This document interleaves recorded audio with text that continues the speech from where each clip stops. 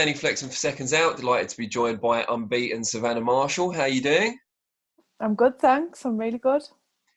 How's it been for you over the last few months? Because you had a big fight lined up. First world title shot, WBO light heavyweight against Giovanna Perez. That's been postponed, obviously, because of the COVID-19 pandemic. It must have been pretty frustrating. I mean, everyone's frustrated to not be in the ring, but you had such a big opportunity coming up. Oh yeah, definitely. It got cancelled 2 weeks before. So as you can imagine, I'd done all the training, all the prep. I was ready to go. And then, it got moved to June the 25th. Then it got pushed right back to October the 17th. So it's been a long wait, a long, long wait. And what's it been like training during this period as well? Have you been kind of just ticking over? Have you still been training quite hard? How have you worked that out? Well, at the start of lockdown, I was training quite hard because I was still fit, so I wanted to maintain it. But halfway through lockdown, it all just hit me, and I never got out of bed for about 3 days. Oh, wow. I never had my head out the fridge. But Was that like physical and mental exhaustion, I imagine? yeah. Like I said, the new June the 25th wasn't happening, so I was just a bit in limbo with it all. But I've been back in training now for a good couple of weeks. I guess when you hit that wall and you start eating and stuff, it's kind of good to know your next fight is still likely to be a light heavyweight. Yeah, definitely. Well, that's the thing. I don't know. I haven't got an opponent for October the 17th, so I couldn't tell you what's happening there, what weight that will be. So we don't know that it's going to be the rescheduled Giovanna Perez fight now. It could be something else. I don't know. Yeah, the travel restrictions are there. Also, even New Zealand, I know that when they leave the country, they've got to quarantine when they get back, but they've got to go into a paid quarantine program. Wow. So then, like, from her point of view, is it even worth it? Because it's going to cost her thousands to get back into the country. So there's a couple of other options out there for me. So I'm just hoping. I need a tough fight. Come on, I do. I need a tough fight. I need a challenging fight. So I'm just hoping it's, one of the world class girls out there. How are you feeling about October 17th? We don't know at this stage if fans are going to be allowed in a reduced capacity by that point. If it is behind closed doors, how do you feel about that? At this moment in time, I don't care. I just want to fight. I just need to fight. It would be nice. It would be nice. Before the lockdown, I'd sold nearly 500 tickets. Wow. So, yeah, it took me weeks to refund the lot. Yeah, I can imagine. 2 seconds. Yep, gone off there. Took me weeks to refund the lot, but it would be nice to have some sort of support there. How have you morphed into such a big ticket seller so early in your pro career? I don't think it's so much me. I think it's just the whole North East thing, because the show was in Newcastle, and that is what the North East people are about. They're very supportive. They love sport. So I don't think it was more me. I think it was more of, oh, well, Lewis Ritson's on, April Hunter's on, Joe Law's on. Let's get our tickets type thing. Do you look at those big nights that we've already had involving the likes of Lewis Ritson, Josh Kelly, obviously, as well, and kind of be quite envious about it and can't wait for your turn to headline one of those sort of shows? Oh, it'd be lovely. It would be lovely, and women's boxing's come on leaps and bounds, especially in the past month. Yeah, it seems to have really capitalised on the lockdown situation, I guess, in that there's opportunities now that may not have been there pre-lockdown. Although saying that, Harper Jonas was already a main event before the lockdown was imposed anyway. What have you made of how, not just the opportunities female boxing's got, but how they've delivered in those spots as well, with Harper Jonas, Taylor Pursoon too as well?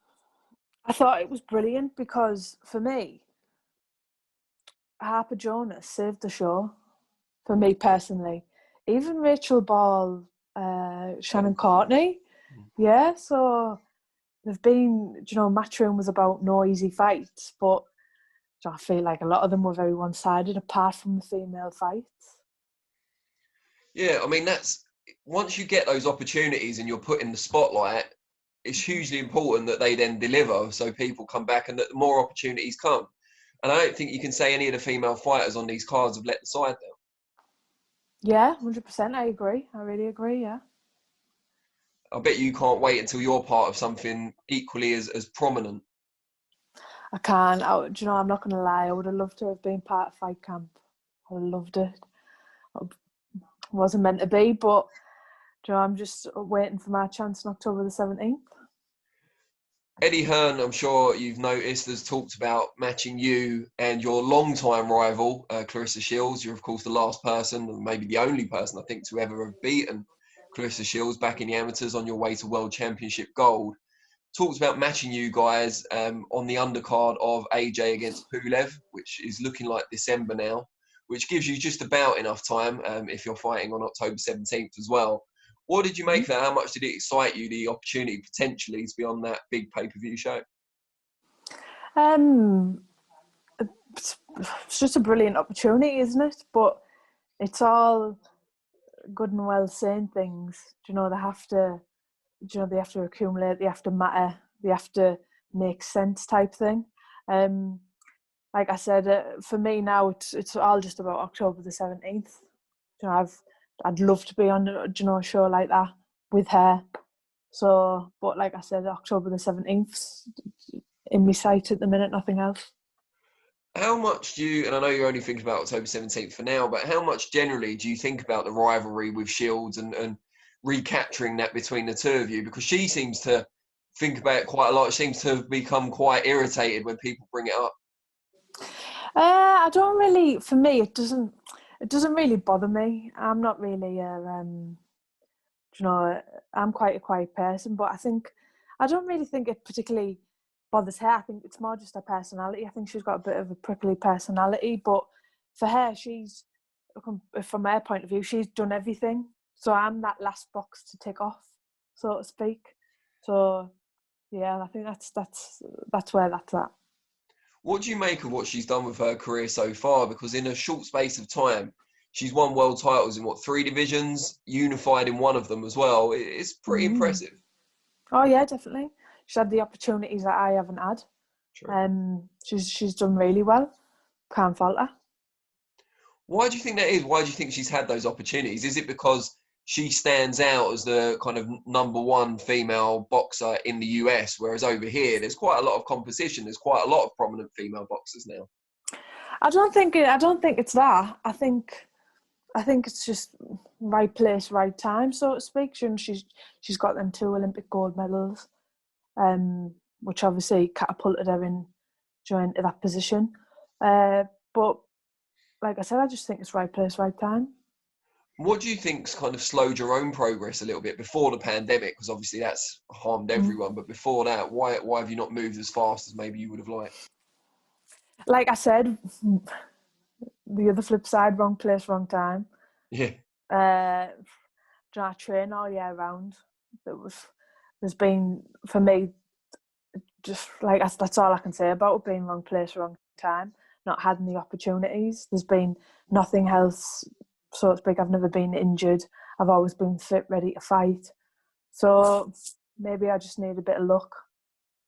Yeah, and I guess the boost of boxing in the Northeast before the pandemic, at least, might have been that slice of fortune you were looking for, and that you're from the area, boxing's booming in the region, you're just about ready to fight for a world title now. It all seems to come together.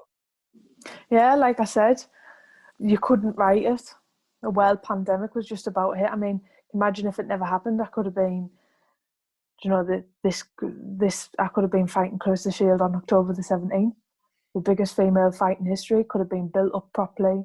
I said I've been with Eddie over a year now, and it's the first time he's mentioned it. Talk about building a fight.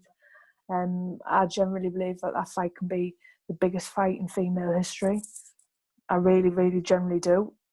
If it's built properly. I mean, look at the likes of Joshua Fury. I mean, Eddie's been talking about that since December, and that's nowhere near going to happen, is it? So it's a bit like, well, come on.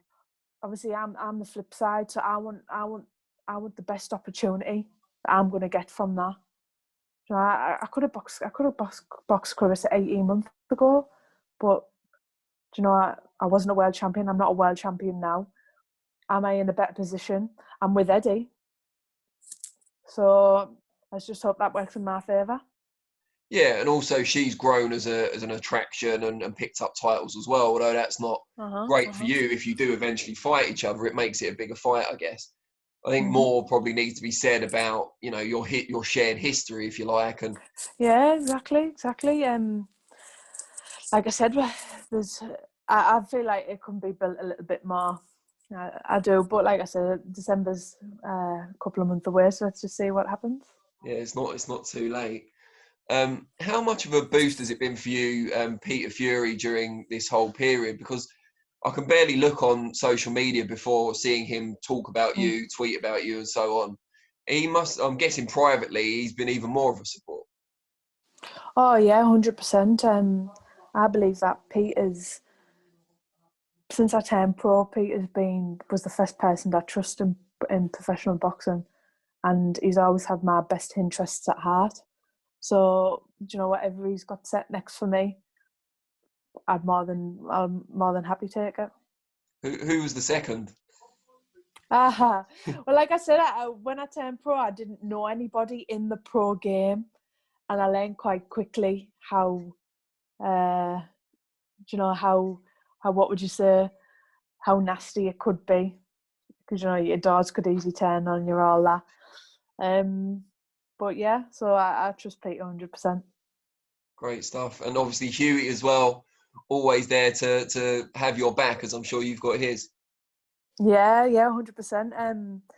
You know, Hughie's very, very quiet man. Doesn't let nothing get to him, but he's very, very talented. I think Hughie's really underrated, and I can see why he's underrated. But he is special, Hughie. He is. Obviously, I've seen firsthand what he could do, and people forget he's only 25. I mean, the heavyweight top 10 rankings come out, and I remember looking at it and thinking, oh my God, Hughie done 12 rounds with 3 of them in the top 10 at 25. And I do think people do forget that. But like I said, he's only young, so plenty more to come. Well, yeah, for a heavyweight, he's a baby, isn't he, still? But he's got Yeah, experience that dwarfs all of the competition around his age. 100%. 100%. And just before we let you go, we do this every time, but we always want to try and help fighters increase their following and so on. How can people out there find you on social media? Yeah, so I wasn't really a big fan of Twitter, but during lockdown, I've become a bit more. Been drawn in, it's pulled you in. Yeah, it's how you approach it, isn't it? To be honest. I've been having a couple of laughs on Twitter, a couple of comments being said, but yeah, so I'm on Twitter, Instagram, it's just Sav Marshall for both. So yeah, be updates on see what's happening on October the 17th, whether it's crowds or not. Great stuff. All right, well, wish you the very best of luck with the rest of your preparations, and yeah, hope to see you in a big fight on the 17th. Yeah, thanks very much, Danny.